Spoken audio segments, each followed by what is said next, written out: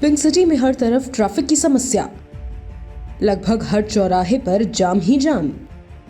Traffic police को कोसते हुए राहगीर। बीआरटीएस बना जयपुर के लिए सिरदर्द। अब बीआरटीएस तोड़ने का विचार। आखिर जिम्मेदार कौन है? सरकार, राजनेता या इंजीनियर? नमस्कार, मैं हूं गिरिराज अग्रवाल। आप देख रहे हैं खासखबर.com। दोस्तों, आज हम फिर हाजिर हैं एक नए मुद्दे के साथ। राजधानी जयपुर में बरसों पहले बीआरटीएस यानी बस रैपिड ट्रांसपोर्ट सिस्टम का सपना देखा गया था। विदेशों की तर्ज पर डेडिकेटेड रोड बनाकर पर्याप्त मात्रा में बसें चलाई जानी थी।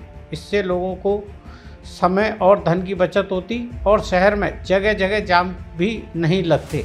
लेकिन यह बीआरटीएस अब बड़ा सिरदर्द बन गया है, बल्कि यूँ कहें कि पूरी तरह से यह फेल हो गया है। आज हम इसी मुद्दे पर चर्चा करेंगे, क्योंकि जेडीए ने अब इसे तोड़ने का विचार बना लिया है और सरकार को इसका एक प्रस्ताव भी भेज दिया है। लेकिन इससे पहले देखिए हमारी ये खास रिपोर्ट। उफ, ये इतना लंबा जाम। पिंक सिटी जयपुर में लगभग हर चौराहे, हर रोड की रेड लाइट पर वाहन चालक ये जुमला बोलते और ट्रैफिक पुलिस को कोसते मिल जाएंगे। जयपुर के ट्रैफिक को देखकर तो ऐसा ही आभास होता है जैसे ट्रैफिक पुलिस ने जयपुर सिटी को भगवान भरोसे छोड़ दिया है। इसी समस्या के समाधान के लिए राजधानी जयपुर में बरसों पहले बीआरटीएस यानी बस रैपिड ट्रांसपोर्ट सिस्टम का सपना देखा गया था। लेकिन यह बीआरटीएस अब बड़ा सिरदर्द बन गया है। इसलिए अब जेडीए इसे तोड़ने पर विचार कर रहा है। इसके लिए प्रस्ताव भी तैयार किया जा चुका है। लेकिन बड़ा सवाल ये है कि करीब 300 करोड़ रुपए की इस बर्बादी के लिए आखिर जिम्मेदार कौन है? सरकार, राजनेता या इंजीनियर? आखिर क्या है बीआरटीएस? मेट्रो रेल प्रणाली की तुलना में किफायती, पर्यावरण के अनुकूल। भारत में गुजरात सफल हुई बीआरटीएस। दुनिया में सबसे पहले ब्राजील हुआ प्रयोग। बस रैपिड ट्रांसपोर्ट सिस्टम यानी बीआरटीएस की कल्पना सार्वजनिक परिवहन व्यवस्था में सुधार के उद्देश्य से की गई थी, ताकि यातायात जाम को कम किया जा सके और पार्किंग समस्या से भी निजात मिल सके। यह मेट्रो रेल प्रणाली की तुलना में किफायती है, पर्यावरण के अनुकूल है, समर्पित लेन के साथ कम समय में यात्रा की जा सकती है, समाज के सभी वर्गों के लिए उपयोगी परिवहन व्यवस्था है। वहीं बीआरटीएस की कल्पना दुनिया में सबसे पहले ब्राजील के कुरिटिबा में साकार हुई। यह शहर पहली बीआरटीएस प्रणाली अपनी दक्षता और विस्तारशीलता के लिए प्रसिद्ध है। कोलंबिया के बोगोटा में भी उच्च यात्री क्षमता और पर्यावरण अनुकूल डिजाइन किया गया। तुर्की के इस्तांबुल जैसे उच्च गंतव्य वाले गलियारों में भी इसका प्रभावी उपयोग हुआ। भारत में बीआरटीएस का सबसे पहला सफल प्रयोग गुजरात के अहमदाबाद में हुआ और अंतर्राष्ट्रीय स्तर पर मान्यता मिली। पुणे और पिंपरी चिंचवाड़ में भी इसका संचालन ठीक से हो रहा है। लेकिन अन्य शहरों में बीआरटीएस क्यों फेल हो गया? जयपुर में आखिर क्यों फेल हो गई बीआरटीएस योजना? सवाल यह है कि जब अहमदाबाद, पुणे और पिंपरी चिंचवाड़ जैसे शहरों में बीआरटीएस ठीक से चल रही है, तो जयपुर जैसे शहर में ये आखिर फेल क्यों हुई? हमें लगता है कि इंजीनियरों ने इसकी प्लानिंग ठीक से नहीं की। ट्रैफिक पुलिस ने बीआरटीएस कॉरिडोर में सामान्य ट्रैफिक को कंट्रोल नहीं किया। सरकार इसके लिए पर्याप्त संख्या में बसें उपलब्ध नहीं करवा पाई। बीआरटीएस के रूट ऐसे मार्गों पर बनाए गए जिन पर यात्री भार कम था। सर्वाधिक यात्री भार वाले मार्गों पर बीआरटीएस बनाई ही नहीं गई। इसी मुद्दे पर चर्चा करने के लिए हमारे साथ मौजूद हैं इंजीनियरिंग क्षेत्र के एक्सपर्ट संजय कुमार गुप्ता जी। आज की चर्चा में हम संजय कुमार गुप्ता जी का स्वागत करते हैं। संजय जी, आपका बहुत बहुत स्वागत है। नमस्कार गिरिराज जी। संजय जी, मेरा सबसे पहले आपसे ये एक सवाल रहेगा कि जैसे बीआरटीएस की बात चल रही है, बरसों में पहले यहाँ सपना देखा गया था, और आप चूँकि इस क्षेत्र के एक्सपर्ट हैं, इंजीनियरिंग के ही काम करते रहे, इंजीनियरिंग फील्ड से ही आते हैं, तो क्या लगता है आखिर ये बीआरटीएस का जो सिस्टम है, जबकि अहमदाबाद में अच्छे से चला, पुणे में अच्छे से चला, हमारे यहाँ क्यों फेल हो गया? आपको क्या लगता है? देखिए गिरिराज जी, जो ये एक बड़ा ही स्वाभाविक प्रश्न है कि जब कल जेडीए ने निर्णय लिया कि भी 300 करोड़ की लागत से जो बीआरटीएस का निर्माण किया गया, उसको तोड़ने का निर्णय लेकर के राज्य सरकार की अनुमति के लिए भिजवाया जा रहा है प्रस्ताव। ये अब जयपुर की जनता अब ये सोच रही है कि भी इसमें जो 300 करोड़ रुपए लगे तो उसका क्या हश्र होगा और ये पैसे की बर्बादी का जो कारण है उसके लिए कौन जिम्मेदार है। तो ये सब बातें अपनी जगह सही हैं, परंतु जब भी कोई परियोजना का बेसिकली कंसीव की जाती है, जब कोई परियोजना, तो उसमें 3 बॉडीज इसमें काम करती हैं। एक प्रशासन होता है जो एडमिनिस्ट्रेटिव स्तर पे निर्णय लेता है, एक टेक्निकल पार्ट होता है जिसमें इंजीनियरिंग अपना स्ट्रक्चर डिजाइन करती है, और एक होती है प्लानिंग। अब प्लानिंग, इंजीनियरिंग और एडमिनिस्ट्रेशन, इन तीनों के संयोग से जो है क्या है कि योजनाएं तैयार होती हैं। योजनाओं की जो प्राथमिकता है वो डिपेंड करती है कि भी उसके बजट प्रोविज़न कहाँ है। कई बार कई परियोजनाएं ग्रांट से मिलती हैं, गवर्नमेंट ऑफ इंडिया सपोर्ट करती है, तो ये एक स्टेट के लिए भी एक इम्पोर्टेंट चीज़ हो जाती है कि भी इस परियोजना को अगर जयपुर में लाया जाए तो यहाँ के लोगों का इससे बहुत बड़ा भला होगा और एक ट्रैफिक में भी सुधार होगा। तो BRTS परियोजना उस समय JNNURM की एक महत्वपूर्ण परियोजना थी, जिसको क्या है कि मिलियन+ सिटी में लागू किया गया था। जैसा कि आपने कहा कि ये सफल हुई दिल्ली में, बॉम्बे में, गुजरात में, तो गिरिराज जी मैं आपको ये बताना चाहूँगा कि हमारे इंडियन कल्चर में क्या है कि BRTS परियोजना का जो इसको कंसीव किया गया तो उसको उस डेप्थ में नहीं सोचा गया जैसे कि फॉरेन के अंदर BRTS परियोजना लागू आज। क्योंकि वहाँ क्या है कि BRTS क्यों अडॉप्ट करते हैं कि बेसिक रैपिड ट्रांसपोर्ट सिस्टम है, मतलब बस रैपिड ट्रांसपोर्ट सिस्टम है सॉरी। तो इसमें क्या है कि अपने इसको मेट्रो का एक छोटा रूप देखा जाता है। अब मेट्रो रेल अपने लेकर के आए, कहीं बॉम्बे में मोनो रेल भी आई, मोनो रेल आई तो मोनो रेल भी सफल हुई। तो सफल हुई शुरू में, फिर बाद में पता लगा कि भी इस मोनो रेल को जहाँ से जिस अलाइनमेंट से निकाला गया वो एक बहुत बड़ी लंबी इंडस्ट्री के पैरेलल चल रही थी। अब पता लगा कि उस मोनो रेल का इतना यूज नहीं रहा, तो वो भी उसका भी इफेक्ट यही हुआ कि भी उसमें कोई ज़्यादा पब्लिक को फ़ायदा नहीं पहुँचा। अब यहाँ ये है कि भी हमारे जयपुर के अंदर जो भी स्ट्रेचेज हमने लिए, आज अगर आप देखेंगे तो जयपुर अपना 2 भागों में बटा हुआ है, साउथ और नॉर्थ। अब साउथ साइड के अंदर हमारे क्या है कि रिंग रोड भी आ गई है और जेलन मार्ग है, अपने टोंक रोड है। ये दोनों सड़कें ऐसी हैं जो मेन आर्टीरियल रोड है, जो पूरे सिटी को मतलब क्या है कि अपने नॉर्थ टू साउथ निकालती हैं। सारा ट्रैफिक इन्हीं रोडों पे रहता है। तीसरी सबसे महत्वपूर्ण रोड जिसकी हम चर्चा कर रहे हैं वो न्यू सांगानेर रोड है। उसकी भी लंबाई लगभग 6-7 किलोमीटर के करीब है, जो कि अजमेर रोड से सांगानेर को जोड़ती है सीधा। अब यहाँ पे अपने जो BRTS कॉरिडोर का प्रावधान उसमें रखा गया, तो ये निर्णय तत्समय जब भी लिया गया तो इस पर ये नहीं देखा गया कि भी ये इस रोड के ऊपर जो ट्रैफिक आने वाला है या मूवमेंट होने वाला है, ट्रांजिट होने वाला है, तो उसका TOD क्या है, ट्रांजिटेड ओरिएंटेड डेवलपमेंट। तो ट्रांजिटेड ओरिएंटेड डेवलपमेंट पे उसमें स्टडी शायद नहीं की गई होगी, क्योंकि तत्समय जो है ये परियोजना जब कंसीव हुई तो इतना विजन भी नहीं था जयपुर किस प्रकार से एक्सपेंड करेगा। अगर मैं मोटे तौर पे आपसे बात करूं कि तो पूरे जयपुर आज कितने क्षेत्र में फैला हुआ है, कहने को तो हमारे पास में 3000 स्क्वायर किलोमीटर का डेवलपमेंट प्लान है, मास्टर प्लान है, जो अब बढ़ा करके कहीं 5 से 6000 स्क्वायर किलोमीटर ले जाने की बात की जा रही है, परंतु आबादी तो अभी भी हमारी 550 स्क्वायर किलोमीटर में बसी हुई है। तो सिमिलरली जैसे मैंने आपको बताया कि भी ये जो BRTS कॉरिडोर अपना यहाँ आना है, तो क्यों उसको हटाया जा रहा है अब, क्योंकि उसका यूज ही नहीं हुआ कभी, तो ट्रैफिक ही नहीं था कि पब्लिक उसमें ये सोच के कहाँ तो बस में बैठते और कहाँ उतरते, तो उसकी कोई कनेक्टिविटी नहीं थी, मतलब उसका कोई ट्रांजिट नहीं था किस प्रकार से इसको किया जाएगा, तो इस वजह से उसका फेलियर हो गया। दूसरी बात ये आती है साहब के भी जो हमारे इंडिया के अंदर जितने भी BRTS कॉरिडोर बने हुए हैं, ये क्या है कि अपने जगह जगह इनमें इंटरसेक्शंस आ जाते हैं, दोनों साइड में जो ट्रैफिक है वो आपके रुक जाता है। फर्दर जो रोड साइड में जो पार्किंग है वो एक प्रशासनिक समस्या है बहुत बड़ी, उसका कभी समाधान हमारे यहाँ निकला नहीं है, जिसके क्या है कि रोड की विड्थ आधी से ज़्यादा तो पार्किंग में रुक जाती है, कुछ BRTS ने रोक ली, कुछ वो इससे क्या मैशा हो गया पूरा। ये मैश होने से ये एक बहुत बड़ा अपने इसमें हो रहा। आपकी बात से एक बात ये आई कि जैसा आपने कहा कि शायद संभवतः वैसा विजन नहीं रहा होगा और इसलिए और ऐसे रोड पर ये BRTS का प्रोजेक्ट लागू किया गया जहाँ ट्रैफिक कम था, यानी यात्री भार कम था। तो इससे एक बात और ये आती है कि जैसे जो BRTS का कॉरिडोर है वो डेडिकेटेड कॉरिडोर है, उसमें सिर्फ BRTS की बसें ही चलनी चाहिए थी और दूसरा व्हीकल उसमें अलाउ नहीं होना चाहिए था, इसका पहला नियम ये था शायद।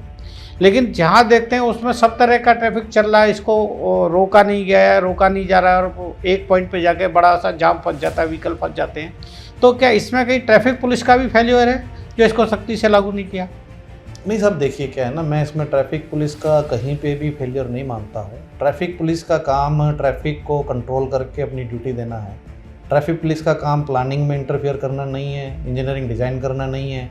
उनकी ड्यूटी होती है कि भी जहाँ कहीं ब्लॉकेड हो गया है उसको रिमूव करना है। ये तो इंजीनियरिंग फेल्योर रहा है। नहीं सर, जैसे रेगुलेट करने की बात है, ट्रैफिक को रेगुलेट हाँ। करना तो ट्रैफिक पुलिस का काम है, रेगुलेट लेकिन करना- बीआरटीएस के कॉरिडोर में जो है कारें भी चल रही हैं, टू व्हीलर भी चल रहे हैं, उनको तो अलाउ नहीं किया, उनको कौन रोकेगा? अब सर ये मैं आपको बताऊं क्या ना, ये है अपने सिटीजन का हमारे बेसिकली क्या, क्योंकि एक एजुकेशन जो दी जाती है सभी को कि भी आपको इसमें जगह जगह वहाँ होर्डिंग लगाए जाते हैं, डायरेक्शन बोर्ड लगाए जाते हैं, वार्निंग बोर्ड लगाए जाते हैं।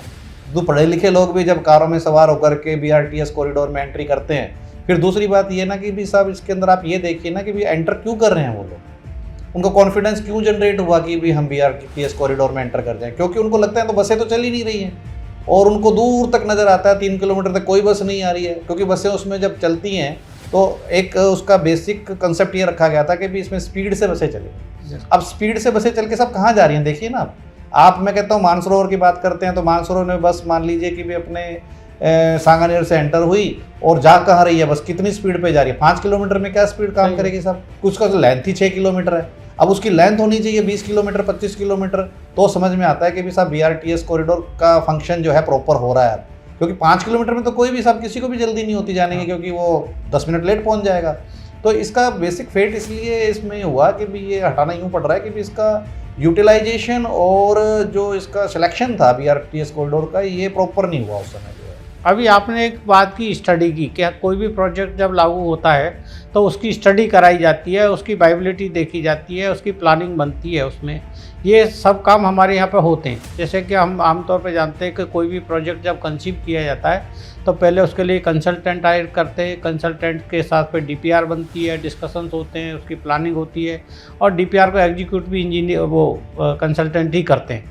आमतौर पर ये देखा है कि जो जिम्मेदार हैं विभागों के इंजीनियर, चाहे एएन से लेकर के और एडिशनल चीफ इंजीनियर तक हम देख लें, वो उनकी उपस्थिति जब प्रोजेक्ट बनना होता है तो मौके पे बहुत कम देखी जाती है। वो मौके पे जैसा प्लान हुआ है वैसे करवाने में इंटरेस्ट नहीं रहते। तो क्या इंजीनियरिंग सेक्शन का भी फेलियर इसमें आप मानते हैं कि इंजीनियर अपनी कोई जिम्मेदारी लेने को तैयार नहीं? अगर ये प्रोजेक्ट फेल हो गया तो कंसल्टेंट या जो ठेकेदार फर्म है उसको ब्लैक लिस्ट करके पीछे छोड़ा लेते हैं, वो ब्रिज गिर गया तो ब्लैक लिस्ट कर दी फर्म। पर इंजीनियरों की क्या जिम्मेदारी है जिनको मोटी मोटी तनख्वाहें हमारे टैक्स से चुकाई जा रही हैं? तो उन पर भी तो कोई जिम्मेदारी तय होनी चाहिए कि ये प्रोजेक्ट अगर फेल हो गया तो उन पर क्या एक्शन होगा। आप क्या सोचते हैं? अब देखिए साहब आपने बड़ी अच्छी बात कही कि भी आज से मैं अगर 15 साल पहले या 20 साल पहले पुरानी बात करूं तो ये कंसल्टेंट नाम का कोई भी इनपुट कभी आता ही नहीं था। तो जो इंजीनियर्स डिपार्टमेंट के होते थे वही रोड नेटवर्क डिज़ाइन करते थे, ब्रिजेज के लिए ज़रूर इनपुट ली जाती थी एक्सपर्ट्स की। बाकी सामान्य प्रकार से जितना भी जो अपने सॉइल टेस्टिंग भी रादर क्या है कि MNIT से करवाई जाती थी 20 साल पहले, परंतु धीरे धीरे फिर क्या हुआ, ये कल्चर डेवलप होने लग गया कि भी कंसल्टेंट की सेवाएं ली जाएं। तो कहते हैं साहब जब सुविधा मिलती है तो जो बेसिक ज्ञान होता है वो भी कम होता चला जाता है, क्योंकि अब उसको रुचि रहती नहीं है उसमें। तो आज मैं ये भी कहना चाहूँगा साहब आपको कि भी जब ये सब चीज़ें हुआ करती थी, क्वालिटी कंट्रोल मैकेनिज्म भी थे, सब थे, तब इंजीनियरिंग कॉलेज भी सीमित थे। सीमित इंजीनियरिंग कॉलेजों से सीमित इंजीनियर निकलते थे और उनकी एजुकेशन क्वालिफिकेशन और ट्रेनिंग वगैरह बहुत अच्छी होती थी। कुछ जब वो गवर्नमेंट सर्विस में ज्वाइन कर लेते थे तब उसके बाद भी ट्रेनिंग प्रोग्राम्स हुआ करते थे। अब सब पिछले 15-20 सालों से तो मैं ही देख रहा हूँ कि भी जितने भी इंजीनियर्स, चाहे वो नगर निगम में आ रहे हैं, चाहे अथॉरिटीज़ में आ रहे हैं, चाहे अपने UITs में आ रहे हैं, चाहे अन्य विभागों में जा रहे हैं, PhD में जा रहे हैं, तो क्या है कि आपके अब उनका जो कैलिबर है वो इम्प्रूव करने के लिए, गवर्नमेंटल सेटअप में उनको फिट करने के लिए, उनको कोडल प्रोविज़न से इंट्रोड्यूस करने के लिए यहाँ ट्रेनिंग प्रोग्राम्स होने चाहिए। कम से कम मैं रिकमेंड करता हूँ कि भी 2 महीने की तो क्लासेज इनके चाहे OTS में लगाएं, चाहे जो रिटायर्ड चीफ इंजीनियर्स हैं या रिटायर्ड अधिकारीगण हैं जिनको अच्छी नॉलेज है उनके स्पुर्दगी में या उनको बुलाया जा करके इंस्टीट्यूट्स में उनकी ट्रेनिंग करवाई जाए। तो इसका एक बहुत बड़ा बेनिफिट मिला, क्योंकि अभी मैं आपको बताना चाहूँगा गिरिराज जी कि भी मैं खुद भी एक कंसल्टेंट हूँ और डिज़ाइन वगैरह करते हैं हम लोग जो है। मेरा काफ़ी अधिकारियों से, इंजीनियर से मिलना रहता है, तो मुझे भी कई बार ये महसूस होती है इस बात की कमी कि कहीं ना कहीं एक अच्छा खासा लार्ज गैप है। इस गैप को कवर किया जाना चाहिए, क्योंकि आने वाले समय में इंजीनियर जो हैं बेसिकली मैं मानता हूँ कि भी एक नेशन की ये बैकबोन है। क्योंकि आज अगर हमारे इंजीनियर्स को सपोर्ट मिलकर और ट्रेनिंग वगैरह मिलती है तो ये बहुत अच्छा कार्य किया जा सकता है। दूसरी बात आपने कही कि भी ग्राउंड लेवल पे ये चीज़ें एग्जीक्यूट नहीं हो पाती हैं, क्वालिटी मेंटेन नहीं हो पाती हैं, तो उसके लिए भी देखिए क्या है कि जहाँ तक जब डॉक्यूमेंटेशन बनता है, टेंडर वगैरह बनते हैं या प्रोजेक्ट कंसीव होता है, तो उस समय सब क्या है कि 3-4 तरह की चीज़ें सामने आती हैं। एक तो ये आती है कि क्या टोपोग्राफी उस प्रोजेक्ट को बनाने के लिए अलाउ कर रही है, तो क्या मेरे पे पॉलिटिकल प्रेशर है कि भी ये प्रोजेक्ट मेरे को यहाँ लाना ही है। मैं उदाहरण के लिए आपको बताना चाहूँगा आईपीडी ब्लॉक। अब आईपीडी ब्लॉक बताइए साहब कि भी कौन इंजीनियर वहाँ पे आईपीडी ब्लॉक की प्लानिंग करने के लिए कंसेंट देगा अपनी, कौन प्लानर होगा, कौन अपने टाउन प्लानिंग अधिकारी है कहेगा कि भी हाँ साहब आप यहाँ बना लीजिए, क्योंकि सबको पता है कि भी वहाँ ये जो जगह है, इस जगह में इतनी मल्टी स्टोरी बिल्डिंग के लिए पार्किंग और सेटबैक के प्रोविजंस आपको अलाउ नहीं करते। परंतु फिर भी गिरिराज जी बनी ना वो वहाँ पे बिल्डिंग, क्योंकि उसमें क्या हुआ, अब उसके अंदर पॉलिटिकल इंटरेस्ट था। तो बहुत सी चीज़ें ऐसी होती हैं जो क्या है कि आपको रियलिटी में अलाउ इंजीनियर्स के मन में नहीं होता, प्लानर्स के मन में भी नहीं होता कि इसको बनाया जाए, परंतु बनानी पड़ती है क्योंकि अब आपको उसमें सरकार की मंशा है और उनकी कुछ अच्छी सोच होती है उस चीज़ को लेकर के। कहीं कहीं डेविएशंस भी अलाउ करने पड़ते हैं। आज आप पृथ्वीराज नगर योजना को देख लीजिए। अब पृथ्वीराज नगर योजना में आप क्या देखते हैं, कहाँ प्लानिंग की हम बात करेंगे, सारी सेक्टर सड़कों पे कब्जे हो गए हैं, ड्रेनेज सिस्टम है नहीं है, आपके वहाँ पे पानी भर जाता है। रादर मैं तो कहता हूँ पूरे शहर में ही पानी भरता है, पूरा जयपुर ही पानी से अटा पड़ा रहता है। तो आज हमारे पास में जयपुर डेवलपमेंट अथॉरिटी है, इतने इंजीनियर्स हैं, हम ड्रेनेज सिस्टम को आज तक क्यों नहीं इम्प्रूव कर पाए। बहुत से कारण हैं इसके कि भी उसके पीछे एनक्रोचमेंट्स हैं। फिर क्या है कि मैं ये भी बताना चाहता हूँ कि आज ड्रेनेज में क्या है कि साहब कि रोड के दोनों तरफ आपके देखिए पार्किंग होती है, रोड के दोनों तरफ हम रेज कर लेते हैं। इसका कोई एक्ट ही नहीं बना हुआ कि अगर कोई एक्ट, मैं आज मान लो कब्जा करके बैठ गया, ड्रेन के ऊपर मैंने मिट्टी डाल दी, मिट्टी डाल के मैंने कवर कर लिया उसको और मैंने रैंप बना दिया सर, अब कोई मेरे खिलाफ इसमें पनिशमेंट नहीं है ना सर। हाँ, फुटपाथ तो पूरे ही मैं उसकी कोई एफआईआर दर्ज नहीं करा सकता जाके उसके खिलाफ, being the development authority engineer या मैं नगर निगम का इंजीनियर हूँ, तो मेरे पास में मेरे को एक्ट ही नहीं है कोई जिसके तहत मैं जाके उसको रोक सकूँ। तो एनफोर्समेंट के लिए हमारी ज़रूरी है कि भी इन सब चीज़ों को सुधारा जाने के लिए, कि चाहे मैं नई प्लानिंग कर रहा हूँ, चाहे मेरी एग्जिस्टिंग प्लानिंग में कोई इंप्रूवमेंट्स हैं, चाहे मैं जो भी चीज़ें कर रहा हूँ, तो ये जो सब चीज़ें हैं, मानता हूँ मैं इस बात को कि भी कई बार बहुत बड़े बड़े फॉल्ट रह जाते हैं। जैसे ये BRTS कॉरिडोर की हमने बात अभी हमने स्टडी की बात करी, आपने गैप्स के बारे में बताया। एक मोटा सा सवाल ये और है कि अगर हम इंजीनियरिंग की तुलना की बात करें, जयपुर का ही अगर हम उदाहरण ले लें, तो 300-350 साल पहले जयपुर बसाया गया था। जयपुर की जो जौहरी बाज़ार की रोड्स हैं या चांदपुर की रोड्स हैं, या जैसे SMS अस्पताल बनाया है, महारानी स्कूल बनाया, वो जो इंजीनियरिंग थी उन्होंने, उनका विजन जितना बड़ा था कि वो 300-350 साल बाद भी जो है पर्याप्त तरीके से सुविधाएं दे रहे हैं। जबकि अब जो इंजीनियरिंग में जो प्लानिंग बनती है वो 2 साल में 3 साल में जवाब दे जाती है इंजीनियरिंग में जो भी प्रोजेक्ट को बनाते हैं। तो इसका क्या कारण है कि वो इतना विजन लेकर नहीं चलते हैं, या सिर्फ वो तात्कालिक समाधान ढूंढते हैं, या अपना लार्ज विजन लेकर नहीं चलते हैं। तो आप इसको कैसे देखते हैं, क्यों इतनी मतलब इंजीनियरिंग फेल हो रही है? देखिए गिरिराज जी, क्या है ना कि कोई भी प्रोजेक्ट जब बनता है, जो उसका विजन होता है, तो सबसे बड़ा उसमें एक महत्वपूर्ण जो एलिमेंट है वो है समय सीमा। अब पुराने समय में जितनी भी चीज़ें बनी हुई हैं, इनके लिए प्रॉपर टाइम दिया गया, सब चीज़ों को सेटिंग के लिए टाइम दिया गया, प्लानिंग के लिए टाइम दिया गया, एग्जीक्यूशन भी बहुत आराम से उन दिनों में हुआ करता था। क्वालिटी कंट्रोल मैकेनिज्म अपने क्या है कि आज हमारे पास में डायरेक्शन क्या होते हैं कि जो कार्य हमें मुझे पता है कि ये 2 साल में पूरा होना है, परंतु निर्देश मिलते हैं 8 महीने में पूरा किया जाना है इसको। आज आप जितने भी एम्बैंकमेंट है, हाईवे, एक्सप्रेस में देख लीजिए, क्यों सेटल हो रहे हैं साहब आपके, सारे हाईवे सेटल हो रहे हैं आपके, क्योंकि सब में अंडुलेशंस आ गए। क्यों आ गए? क्योंकि उनका कॉम्पैक्शन ही प्रॉपर नहीं हुआ। अब अगर उसका कॉम्पैक्शन होता तो उसके लिए समय चाहिए, अब आपको समय चाहिए, तो जो 2 साल का प्रोजेक्ट है वो 4-5 साल में पूरा होने का है, परंतु उसको 2 साल में पूरा किया जा रहा है और समर्पित भी किया जा रहा है देश की जनता के लिए। शुरू में वो ठीक रहता है, 4 महीने बाद में जाके पता लगता है कि भी यहाँ तो बहुत भयंकर एक्सीडेंटल सीन क्रिएट हो गए हैं। तो ये जो सब चीज़ें जो हैं, ये आज के समय में भी मैं आपको बताऊं, पुराने समय में हमारे को जो चौड़ी सड़कें, मैं वर्ल्ड सिटी की बात करूं, SMS की बात करूं, तो इसलिए वो हमें चौड़ी दिखती थी क्योंकि उस समय 2 व्हीलर ही थे, तांगे थे, ये 4 व्हीलर से और हैवी व्हीकल्स नहीं थे। आज हमारे शहर अटा पड़ा है साहब 4 व्हीलर से, उनके लिए पार्किंग प्रोविजंस नहीं है, बिल्डिंगें बनती जा रही हैं, पार्किंग के लिए सड़क की नज़र आती है। आज किसी भी गली कुचे में आप चले जाइए, आपको एक भी घर के अंदर गाड़ी खड़ी नहीं मिलेगी, सभी के घर के दरवाजे पे गाड़ी खड़ी मिलेगी। तो सड़क तो रही कहाँ है? सड़क तो केवल एक कार को आने के लिए दूसरी कार को रुकना पड़ता है। तो ये जो सब चीज़ें हैं, ये एनफोर्समेंट लागू होने से संबंधित है। आज आप टोंक रोड पे दोनों तरफ पार्किंग खत्म कर दीजिए सर, आपको बहुत अच्छी सड़क नज़र आएगी, ये राइट अप टू सांगानेर। कहीं आपके कोई ब्लॉकेट नज़र नहीं आएगा, बिल्कुल स्मूथ ट्रैफिक निकलेगा। तो ये मैं ये कहना चाहूँगा कि भी ये रादर जो प्लानिंग है हमारी, वो एनफोर्समेंट भी उसमें एक बहुत बड़ा रोल प्ले करता है। आपकी चर्चा से जैसे पता चला कि मोटे तौर पे हम ये माने कि जो इसके लिए जितनी दोषी इंजीनियरिंग डिपार्टमेंट है या इंजीनियरिंग, उतने ही दोषी कहीं ना कहीं पॉलिटिशियंस भी हैं, जो कि जल्दबाजी करते हैं, जल्दी प्रोजेक्ट को उस पर लाना चाहते हैं या प्रॉपर उसके वो नहीं होने मॉनिटरिंग नहीं होने देते हैं और या अपना विजन थोप देते हैं। तो इसमें एक आखिरी सवाल ये है कि आखिर जो 300 करोड़ रुपए लगभग ये बर्बाद हो गए, हमारी जनता की गाड़ी टैक्स की कमाई है, और उस कमाई को बर्बाद इस तरीके से जिन लोगों ने भी किया है, तो उनके खिलाफ आपके हिसाब से क्या एक्शन होना चाहिए और आगे से ये ऐसी बर्बादी ना हो? क्योंकि कई प्रोजेक्ट जयपुर में इसके एग्जाम्पल हैं, आपको भी पता है, तो कई प्रोजेक्ट जो कि बाद में फेल हो गए। तो इसके लिए आप क्या बताना चाहेंगे, क्या सुझाव देना चाहेंगे कि गवर्नमेंट को ऐसे क्या स्टेप्स उठाने चाहिए कि प्रॉपर तरीके से जो जनता का फंड्स है उसका प्रॉपर यूटिलाइजेशन हो? देखिए गिरिराज जी, इस बारे में तो मैं आपसे क्या कहूँगा कि भी इनके खिलाफ एक्शन क्या होना चाहिए, क्योंकि किसी भी प्रोजेक्ट में जब हम कोई कार्रवाई करना चाहते हैं तो उससे बहुत से प्रोस एंड कॉन जुड़े हुए होते हैं।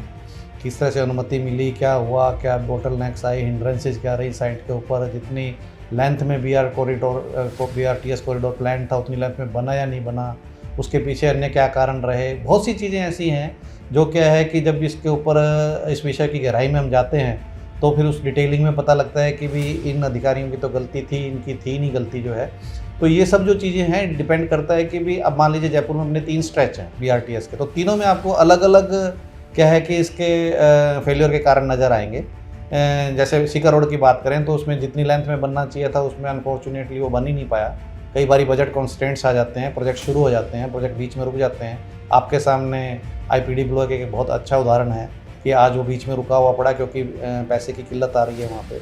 तो इसके मद्देनज़र मैं आपको ये कहना चाहूँगा कि भी जो सुझाव मेरा इसमें ये है कि कोई भी प्रोजेक्ट जिस क्षमता से सोचा जाता है, जिस थॉट के साथ सोचा जाता है इनिशियल फेज में, वही सोच और वही मतलब एनर्जी लेवल उसके ख़त्म होने तक मेंटेन रहे, जो कि क्या है कि फिजिकल है, फाइनेंशियल है, ये सब चीज़ों की उपलब्धता रहे, अच्छे इंजीनियर्स उसके ऊपर लगाए जाए। अब अच्छे इंजीनियर की परिभाषा क्या है, सब कुछ भी नहीं है, सिंपल परिभाषा है कि भी जो भी इंजीनियर्स हैं उनको प्रॉपर ट्रेंड किया जाए, उनकी जिम्मेदारियों के लिए।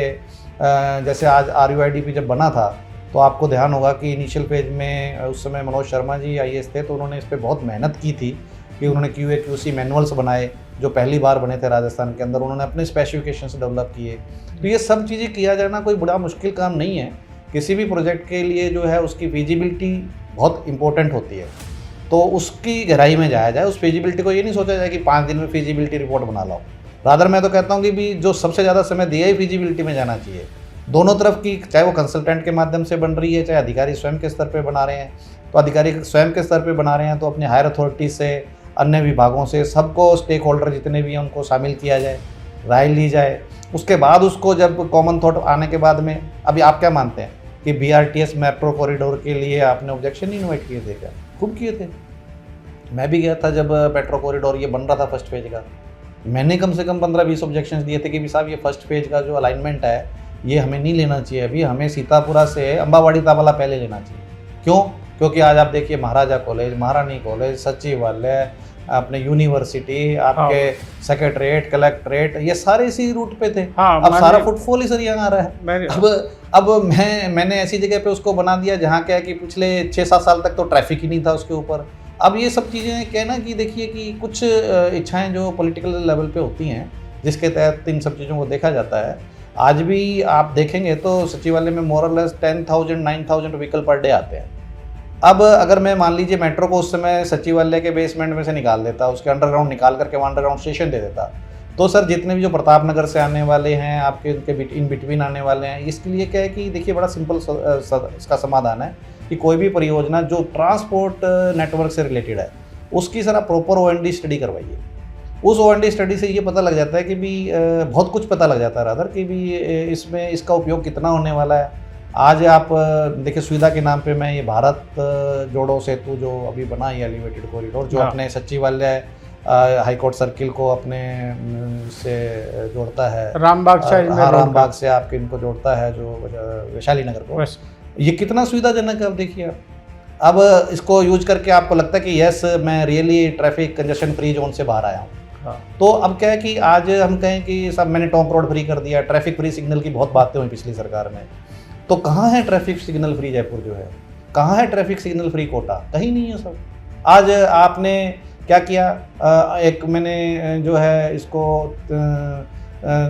लक्ष्मी मंदिर सिनेमा को मैंने किराया बंद कर दिया, ठीक है सर, एक अंडरपास बना दिया मैंने। हाँ। उधर मैंने क्या किया कि भी उसके पीछे मैंने ईपी सर्किल के ऊपर इंटरसेक्शन मैंने पूरा डेवलप कर दिया, एलिवेटेड रोड बना दिया, एयरपिन बैंड बना के मैंने दोनों तरफ कॉरिडोर दे दिया। अब मैं प्रताप नगर से चलता हूँ सर, मैंने जंप किया सांगानेर, मैंने जंप किया ईपी सर्किल, मैंने जंप किया दुर्गापुरा, मैंने जंप किया गट्टे वाले बाबा जी, फिर आकर के मैं गांधीनगर सर्किल तिराहे पर रुक गया सर। हाँ। अब गांधीनगर तिराहे पे सर आपके पूरा पीछे तक जो है ना आपके ट्रैफिक जाम हो जाता है, यहाँ से खुलता हूँ रामबाग पे जाके अटक जाता हूँ। तो ये ट्रैफिक सिग्नल फ्री करने का ये नहीं कि सब मैं कोई एलिवेटेड कॉरिडोर बनाए जाऊँ या मैं अंडरपास बनाए जाऊँ, इनसे सिटी का ट्रैफिक क्या है कि ट्रैफिक सिग्नल फ्री नहीं होगा कभी भी। ट्रैफिक सिग्नल फ्री होने के लिए ज़रूरी है कि भी ट्रैफिक अच्छी तरह से पास हो, टाइमली पास हो, उसके लिए दोनों तरफ रोड में कोई एनक्रोचमेंट्स नहीं हो। ये बहुत सिंपल समाधान है। तो ये आज की चर्चा में भाग लेने के लिए आपका बहुत बहुत धन्यवाद। हम और अगले किसी विषय पर आपके एक्सपर्टीज का लाभ लेंगे, हमारे दर्शकों तक पहुंचाएंगे।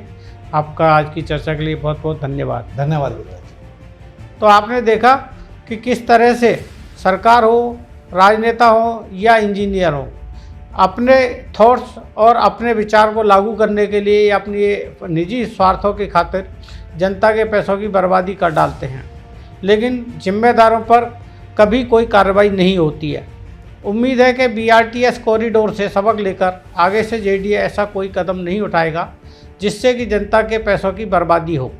खासखबर.com में आज बस इतना ही। आप हमारी वेबसाइट लॉगिन करें और YouTube चैनल को सब्सक्राइब करें। गूगल प्ले स्टोर पर जाकर हमारा मोबाइल ऐप डाउनलोड करना ना भूलें। धन्यवाद।